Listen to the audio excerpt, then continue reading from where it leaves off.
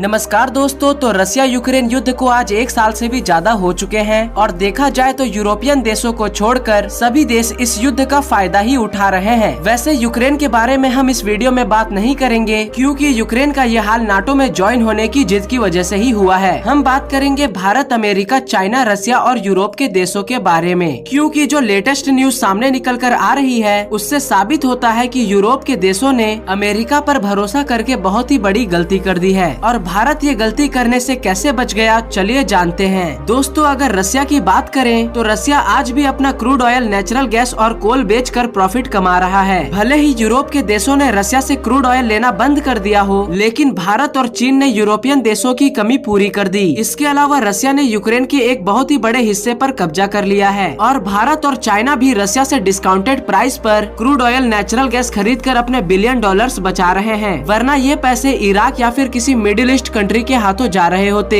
रसिया से crude oil खरीदने की वजह से भारत में अभी भी पेट्रोल और डीजल की कीमत कंट्रोल में है, वरना हम रसिया से क्रूड ऑयल डिस्काउंट के रूप में परचेस ना करते तो दुनिया के बाकी हिस्सों की तरह भी भारत में भी पेट्रोल और डीजल की कीमत 150 से 160 रुपए लीटर चले जाते। देश में काफी महंगाई आ जाती, जिसके कारण आम लोगों को काफी परेशानी झेलनी पड़ती और भारतीय अर्थव्यवस्था को भी नुकसान होता। लेकिन रसिया से कम प्राइस पर क्रूड ऑयल परचेस करना भारत का एक बड़ा मास्टर स्ट्रोक साबित हुआ। वहीं अगर हम यूरोप की बात करें तो जर्मनी, फ्रांस, पोलैंड, ब्रिटेन और यूरोप के कई बाकी देश अमेरिका के कहने पर रसिया से सारे इकोनॉमिक टाइल्स अचानक से खत्म कर दिए। यहाँ तक कि रसिया से क्रूड ऑयल, नेचुरल गैस खरीदना भी बंद कर दिया और इसका अंजाम आज के समय में ये सभी देश भुगत रहे हैं। इन देशों की इन्फ्लेशन रेट यहाँ पर आसमान छू चुकी है और इनको महंगा क्रूड ऑयल और महंगा नेचुरल गैस भी खरीदना पड़ रहा है और इनमें से कई देश नाटो के मेंबर भी हैं। इसीलिए उन्होंने रसिया के खिलाफ यूक्रेन की मदद करने के लिए यूक्रेन को कई सारे हथियार भी दिए हैं, जिसके कारण इन देशों के पास खुद को डिफेंड करने के लिए हथियारों की कमी हो गई है और अब इनको हथियारों के नए ऑर्डर प्लेस करने पड़ रहे हैं। वैसे तो अमेरिका ने यूरोप के देशों को ये कहा था कि उनको सिर्फ कुछ ही महीनों के लिए नुकसान झेलना पड़ेगा, लेकिन इस युद्ध से रसिया इतना कमजोर हो जाएगा कि आने वाले कई दशकों तक रसिया घुटने के ऊपर आ जाएगा। लेकिन अभी बिल्कुल इसके उल्टा हो रहा है और एक रिपोर्ट में बताया गया है कि अमेरिका ने रसिया को रिप्लेस कर दिया है, क्योंकि यूरोप के देश अब 18% क्रूड ऑयल अमेरिका से खरीद रहे हैं और अब रसिया नहीं बल्कि अमेरिका यूरोपियन यूनियन का सबसे बड़ा क्रूड ऑयल सप्लायर बन चुका है। रिपोर्ट के मुताबिक अब यूरोप अपना 18% क्रूड ऑयल अकेले अमेरिका से खरीद रहा है